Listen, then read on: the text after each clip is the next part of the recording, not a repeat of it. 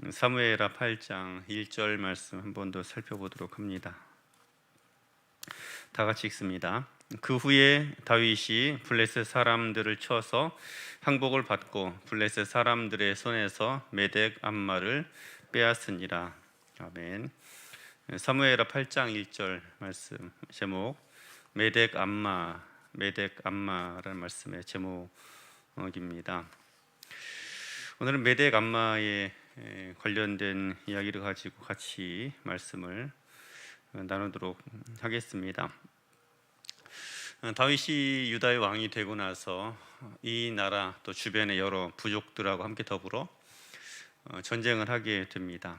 아무래도 새로운 나라가 세워졌다라는 이야기를 듣고 아마 주변의 여러 많은 나라들이 이 기회에 저 나라를 복속시켜야 되겠다, 그리고 서열을 한번 정리해야 되겠다라는 그런 생각을 갖게 된 것이죠. 그래서 블레셋을 비롯해서 여러 많은 그런 나라가 이제 유다에 쳐들어오게 됩니다. 그때 다윗의 승리 가운데 가장 인상적인 승리가 있다라면 바로 블레셋과의 싸움에서 승리입니다. 그리고 블레셋과의 싸움에서 메덱 암마를 쳐서 빼앗았다라는 그런 이야기인 것입니다.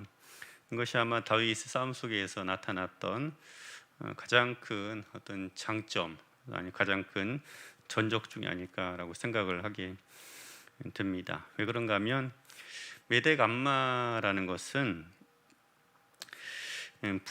그 블레셋에 있는 여러 많은 방백들이 있는데 그 중에 블레셋의 수도격에 해당하는 도시가 있습니다. 바로 가드죠. 가드에 있는 암마산에 있는 성읍을 이야기를 합니다. 암마라는 산이 있었는데 그 산에 있는 성읍 그 이름이 바로 메덱 암마에 있는 성읍이다라는 그런 뜻입니다.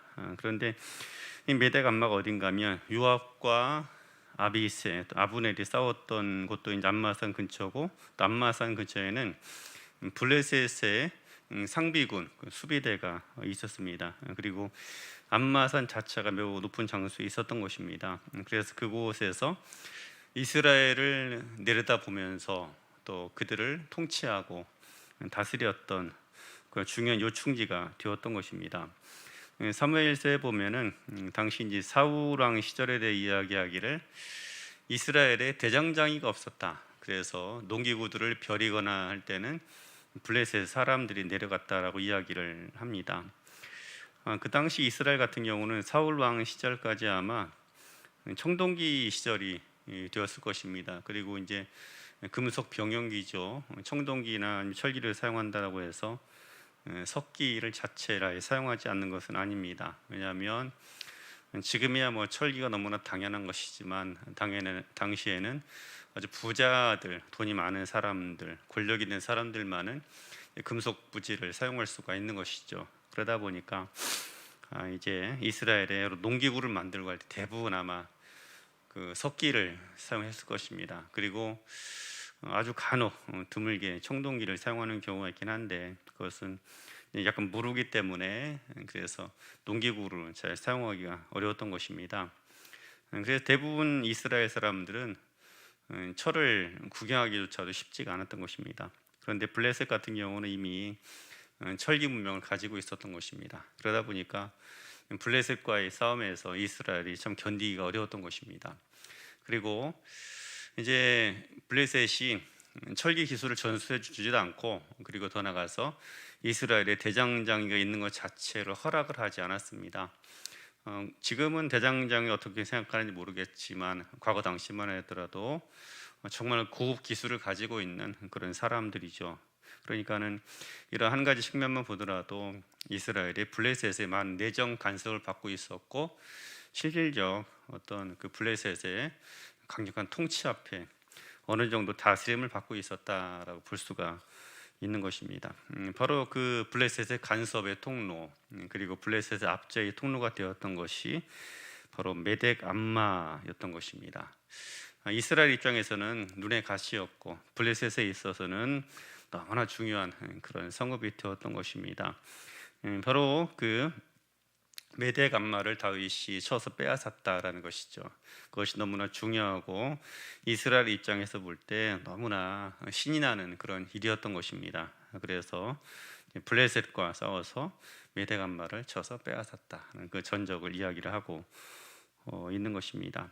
이것처럼 우리 삶 속에서 우리 삶에 있어서 우리 삶을 결박하는 굴레가 되거나 또한 우리의 삶을 옥죄는 그런 결박이 되는 것들이 종종 있습니다. 바로 그 메대감마 때문에 자유로이 행할 수도 없고, 또 아니면 우리 삶 속에 그 하나님의 통치가 온전하게 임하게 하지 못하게 하는 그런 결박, 족쇄들이 다 있을 수가 있는 것입니다. 바로 그것들을 되찾아야 하고 때로 빼앗아야 하고 또 그것 가운데 하나님의 통치가 나타나도록 해야 하는 것입니다.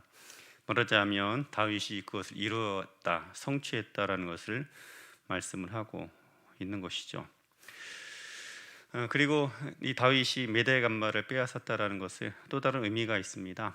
우리의 그 약점이 강점으로 변화되었다라는 것을 이야기를 하는 것입니다.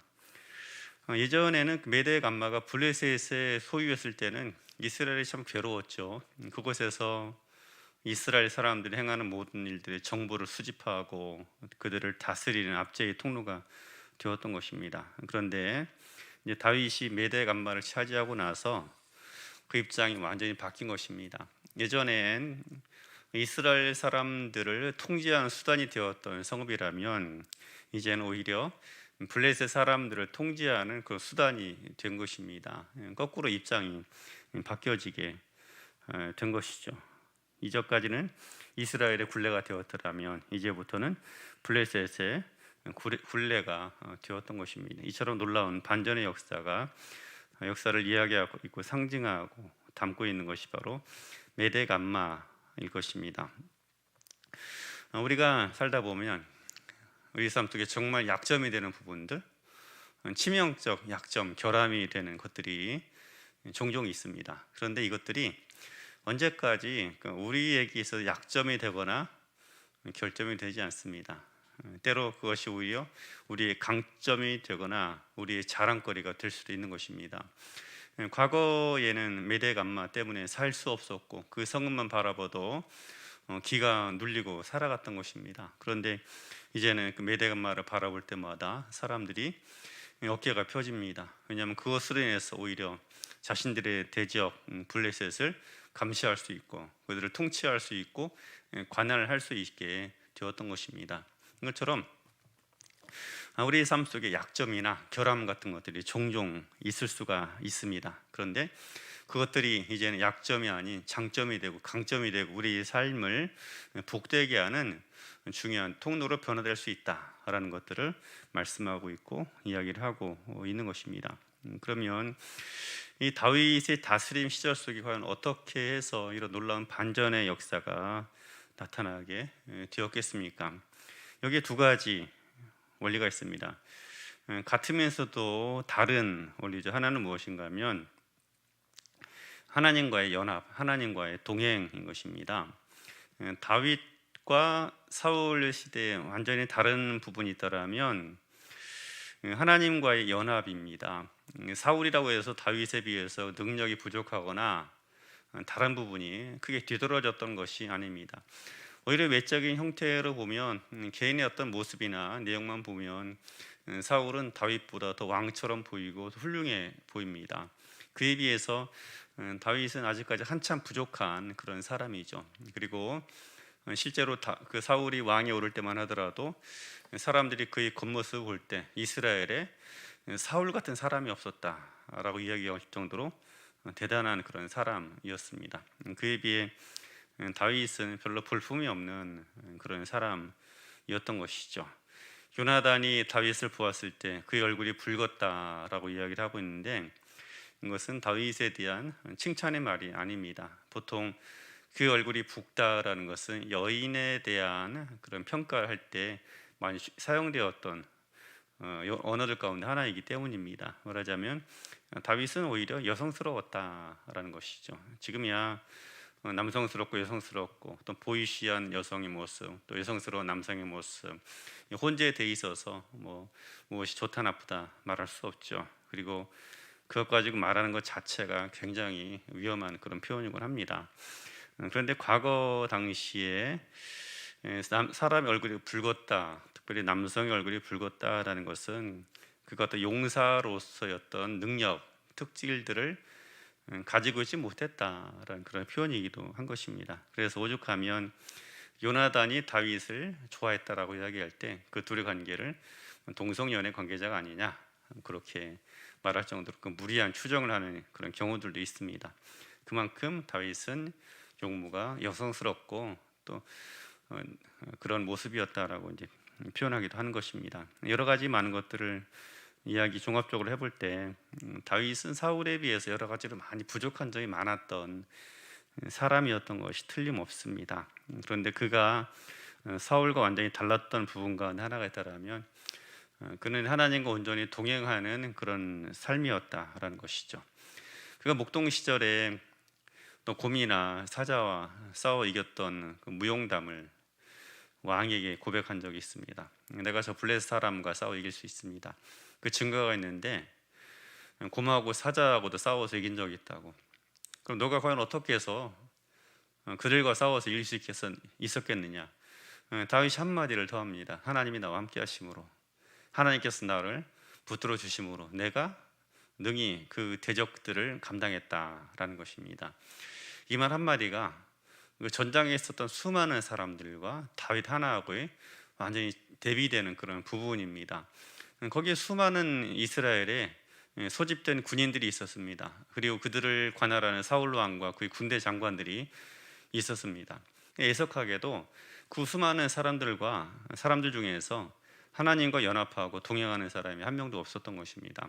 그랬기 때문에 그들이 많은 수를 모았고 많은 병장기를 가지고 있어도 그 블레셋의 장군 골리앗을 당하기가 쉽지 않았던 것입니다. 다윗이 메대간 말을 너무나 쉽게 쳐서 빼앗은 것으로 이야기를 하고 있죠. 그 힘이 어디서 나왔느냐? 하나님과 임마누엘 동행해서 나오게 된 것입니다. 다윗의 모든 에너지는 결국 하나님과의 연합, 하나님과의 동행인 것이죠. 사람에게 있어서 사실 가장 큰 능력이라는 것은 하나님과 연합할 줄 아는 것입니다. 그 하나님 마음을 느낄 줄 알고 하나님께서 보시는 것을 볼 줄 알고 하나님과 같이 그 리듬을 맞춰간다고 이야기를 하죠. 하나님과 같은 박자로 걸어갈 줄 아는 것입니다. 사람에게서 정말 답답한 것은 엇박자로 나가는 거예요. 여러분 그 기도를 하더라도 통성기도, 합심기도로 하죠. 합심기도를 하더라도 그런 경험 있는지 모르시겠습니다. 모르겠어요. 기도를 하는데 같은 걸음으로 같은 박자로 가야 되는데 박자가 맞지 않으면 정말 힘이 듭니다. 오히려 그 기도가 도움이 되는 것이 아니라 방해가 되고 그 하나님의 임재에 방해가 되는 그런 경우들이 있습니다. 그래서 같은 리듬으로 가는 것이 그래서 중요한 것입니다. 하나님과의 동행도 마찬가지입니다. 아담이 하나님 발자국 소리를 들었다라는 것은 하나님과 같은 리듬으로 걸어갈 줄 알고 하나님과 같은 박자로 움직일 줄 아는 그런 사람이었었다라는 것을 또한 말하기도 하는 것입니다. 그래서 다윗에게 있어서 가장 큰 강점 중에 하나는 하나님과 같은 리듬으로 걸어갈 줄 아는 사람, 하나님과 같이 임마누엘 동행할 줄 아는 그런 삶이었다라는 것입니다. 거기서 다윗의 힘이 나왔고 다윗의 권능이 나왔던 것입니다. 그리고 이스라엘의 수많은 사람들과 가장 대비되었던 부분, 그것이 바로 다윗의 임마누엘, 하나님과 임마누엘의 동행인 것입니다. 그는 하나님과 같이 발자하고 보조를 맞출 줄 아는 그런 사람이었던 것입니다. 그리고 두 번째로는 그에게 있어서 또 가장 큰 강점, 하나님을 사랑함이다라는 것입니다. 누가 그 하나님과 같이 걸음을 맞출 수가 있을까요? 그를 사랑함입니다. 하나님을 사랑하는 자가 그 하나님과 같이 같은 박자로 같이 임마누엘 또 동행할 수 있게 되는 것이죠. 하나님을 사랑할 때 또 더 나아가서 우리 안에 없던 힘, 내 안에 몰랐던 가능성까지도 나오게 됩니다. 다윗에게 왜 두려움이 없었겠습니까? 그도 다른 사람과 똑같은 그런 하나의 인간일 뿐인 것입니다. 그런 다른 이들과 완전히 달랐던 부분이 있다라면 그는 하나님을 사랑함이었던 것입니다. 그 사랑함이 때로 두려움도 극복하게 하였고 그 안에 감추어졌던 잠재력, 그런 힘들을 가능성을 발견하게 했고 나타나게 하였던 것입니다. 결국에 누가 가장 강한 자냐 할 때 하나님을 가장 사랑하는 사람이 가장 강한 사람인 것입니다. 다시 과거에 그 블레셋과의 싸움, 골리앗과의 싸움에서 그 이야기를 살펴보면 다윗이 골리앗을 이겼던 힘은 어디서 났는가 하면 하나님의 사랑함이 더 컸기 때문이에요. 그 앞에 나갈 때 두려움이 있었고 공포감이 있었을 것입니다. 그러나 하나님을 사랑함이 가장 컸기 때문에 그 사랑의 힘이 두려움을 이기고 때때로 그의 어떤 부족한 실력을 커버링한다라고 하죠. 그것을 채우기도 했었던 것입니다. 다윗이 하나님과 동행하였고 돌아가서 그의 치세 기간 동안에 하나님께서 가는 곳마다 다윗으로 하여금 이기게 하였고 승리를 이루게 하였던 것입니다. 그 힘의 원동력 바로 그 마음에 하나님을 사랑함인 것입니다. 결론적으로 말씀드리면 결국에 우리 삶 속에 결박을 풀고 우리 삶 속에 있는 여러 결박들 그리고 그 문제 때문에 밤잠을 이룰 수가 없는 것이죠. 왜냐하면 바로 그 메대감마 같은 것, 그것이 내 삶을 옥죄고 한계 짓기 때문인 것입니다. 그 메대감마 때문에 무언가 하려고 해도 잘할 수가 없는 것입니다. 그런데 그런 약점조차도 나중에 강점으로 변화시키는 권능, 그것이 바로 어디서 나오느냐? 하나님을 사랑함에서 나오는 것입니다. 예수께서 십자가를 바라볼 때마다 그러지 않았을까요? 예루살렘에 오고 가시거나 예수님도 로마의 다스림과 통치 가운데 태어나셨고 삶을 살아가셨습니다. 그래서 십자가에 처형되는 수많은 사람들을 예수님께서 보셨을 것입니다. 그리고 나중에 변화산에서 모세와 엘리야가 나타나셔서 예수님의 십자가 죽음에 대해서 별세에 대해서 말씀을 합니다. 그래서 더 분명하게 아셨겠지만 예수님도 동시에 완전한 인간인과 동시에 또 완전한 하나님 아니시겠습니까? 그래서 결국에 주님이 그 자신의 최후에 대해서 어느 정도 감지를 하고 알고 계셨을 것입니다. 그 십자가를 바라볼 때마다 그렇게 생각하셨겠죠. 할 수 있을까? 감당할 수 있을까? 그 십자가라는 것이 어떤 육신의 고통보다는 하나님의 진노의 쓴 잔을 받아들여야 하는 그런 어마어마한 사건인데 과연 내가 그것을 감당할 수 있을까? 여러 고민들이 왜 없으셨겠습니까? 그것을 바라보면서 두려움과 공포 왜 주님께서 느끼지 못했겠습니까? 사람의 오금이 저린다라는 그런 표현이 있습니다. 어떤 거대한 큰일 앞에서 저절로 두 무릎이 흔들거리고 떨리는 것입니다. 그 안에 용기가 없어서가 아니라 거대한 문제 앞에 사람은 본능적으로 위축되게 되어져 있습니다. 마치 어마어마한 에맹수 앞에 사람들이 서게 되면 저절로 두 무릎이 떨리는 것과 똑같아요. 말하자면 그냥 몸이 반응한 거예요. 몸의 세포가 반응하는 것입니다. 너 지금 죽을 위기가 되었다는 감지하는 것입니다. 그래서 그 거대한 문제 앞에 사람들은 본능적으로 다 두렵고 무서운 것입니다. 예수님이라고 그 십자가가 마냥 깊으셨겠습니까? 우리가 잘 아는 것처럼 얼마나 주님이 고민하셨습니까? 그런데도 불구하고 결국에 그 십자가를 인류를 위한 구원의 통로, 또 예전에는 그 십자가가 사람을 다스리는 지배의 통로가 되었더라면 오히려 그 십자가가 어둠의 통치를 몰아내고 사탄의 왕국마저도 불법적 통치를 끝내고 그것마저도 하나님의 통치 영역으로 변화시켰던 것입니다. 말하자면 사탄의 세계마저도 하나님의 손안에 꼼짝할 수 없는 그런 하나님의 강력한 통치를 이루었던 수단, 그것이 바로 십자가가 되었던 것입니다. 그 놀라운 변화의 원인은 어디 있는가 하면 하나님에 대한 예수님의 뜨거운 사랑이었던 것입니다. 그것이 결국에 그 약점, 말하자면 우리 삶에 있는 약점마저도 강점으로, 축복의 통로로 변화되게 되었던 것입니다. 우리 삶 속에서 되찾고 수복해야만 하는 메덱 암마가 있습니다. 이것이 더 이상 내 삶의 족쇄가 아니라 오히려 나 약점을 강점으로 바꾸는 십자가의 사건으로 만들어야 하는 것입니다. 이것이 가능하다면 그리스도 안에서 하나님의 사랑함으로 또 주와 임마누엘 동행할 때 이것이 가능하게 될 것입니다. 오늘도 하나님의 사랑함으로 주님과 온전히 연합하여 동행하는 그런 삶. 그래서 다윗이 했었던 메대간마를 되찾았다기보다는 내 메대간마를 빼앗았던 것처럼 그렇게 우리의 삶 속에 점령하고 또 더 나아가서 되찾고 세워야 될 것들을 온전하게 세우는 그런 복된 삶이 되어지길 주의 이름으로 축복합니다. 기도합니다.